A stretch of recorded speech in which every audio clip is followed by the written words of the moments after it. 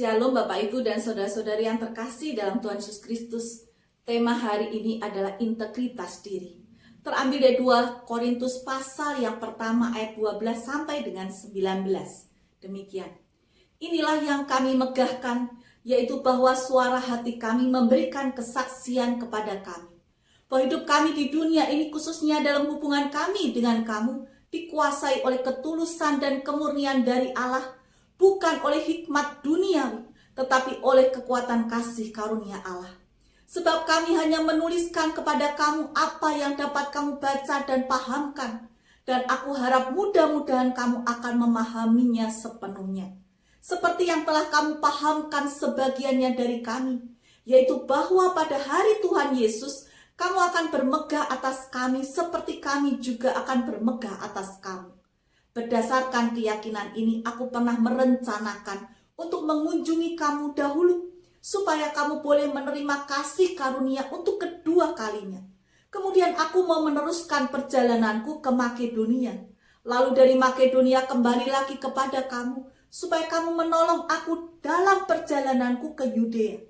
Jadi, adakah aku bertindak serampangan dalam merencanakan hal ini? Atau adakah aku membuat rencanaku menurut keinginanku sendiri, sehingga padaku serentak terdapat iya dan tidak? Demi Allah yang setia, janji kami kepada kamu bukanlah serentak iya dan tidak. Karena Yesus Kristus, anak Allah yang telah kami beritakan di tengah-tengah kamu, yaitu olehku dan oleh Silvanus dan Timotius, bukanlah ya dan tidak, tetapi sebaliknya di dalam dia hanya ada ya. Demikianlah firman Tuhan.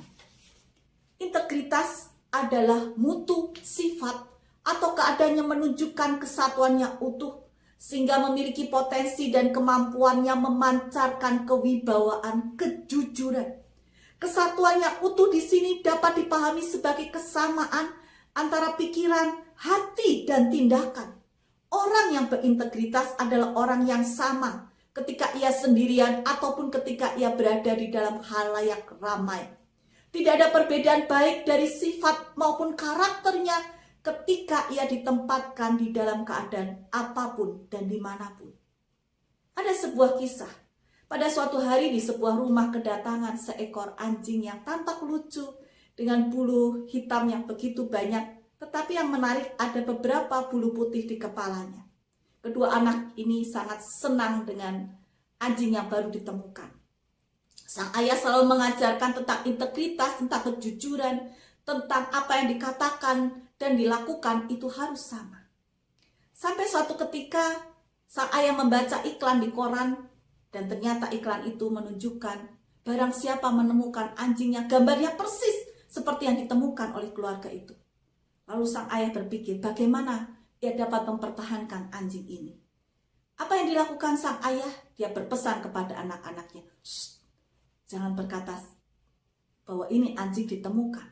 Lalu sang ayah mencabut bulu putih di atas kepala anjing itu.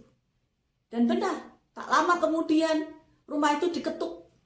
Dan kemudian sang pemilik asli datang dan mengatakan, maaf, saya mendapat informasi anjing milik saya ada di rumah Tuan.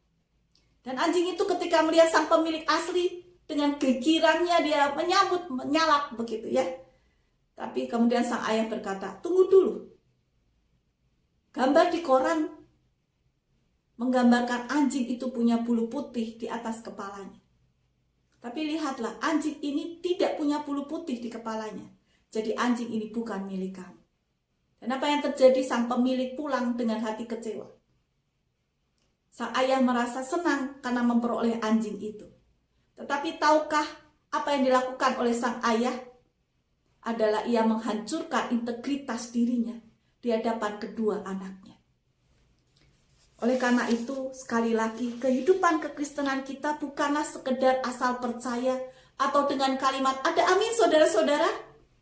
Kekristenan kita tidak pernah lepas dengan kata kalimat integritas diri. Contoh yang sempurna adalah Tuhan Yesus sendiri. Guru, kami tahu engkau adalah seorang yang jujur dan dengan jujur mengajar jalan Allah, dan engkau tidak takut kepada siapapun juga, sebab engkau tidak mencari muka. Matius 22 ayat 16. Contoh yang kedua adalah Paulus dalam setiap perkataan, rencana, dan tindakannya selalu juga memiliki integritas yang menjadi teladan bagi orang-orang yang diajarinya. Seperti yang tadi kita baca bersama-sama. Oleh karena itu ada 3 hal. Yang pertama adalah setialah dalam perkara kecil. Lukas 16 ayat 10. Kita belajar melakukan integritas, maka kita belajar melakukannya dalam hal-hal yang kecil. Bahkan sesungguhnya tidak jarang manusia seringkali terjatuh dalam hal-hal yang kecil, bukan dalam hal-hal yang besar. Contohnya cerita tentang kisah ayah yang kehilangan integritasnya demi mempertahankan mendapatkan seekor anjing yang lucu. Yang kedua, memegang loyalitas dan komitmen. Mereka yang punya integritas akan menepati janji dan mempertahankannya sampai akhir. Walaupun itu membutuhkan pengorbanan, ia tetap akan memegang janjinya. Contoh, Daniel memilih menyembah Tuhan meskipun apapun resikonya, dan akhirnya dia dibuang ke dalam gua singa, tetapi Tuhan menyelamatkannya. Dan yang ketiga adalah kemauan menerima tanggung jawab. Mereka yang bersedia mengambil resiko, memperbaiki keadaan, serta melaksanakan kewajibannya sebaik mungkin sekalipun dalam keadaan yang sulit. Contoh, Nabi Habakuk tetap memberikan teladan iman meskipun di masa-masa tersulit dalam hidupnya. Sekalipun pohon ara tidak berbunga, pohon anggur tidak berbuah, hasil pohon zaitun mengecewakan, sekalipun ladang-ladang tidak menghasilkan bahan makanan, kambing domba terhalau dari kurungan, dan tidak ada lembu sapi dalam kandang. Namun aku akan bersorak-sorak di dalam Tuhan, beria-ria di dalam Allah yang menyelamatkan aku. Allah Tuhanku, itulah kekuatanku.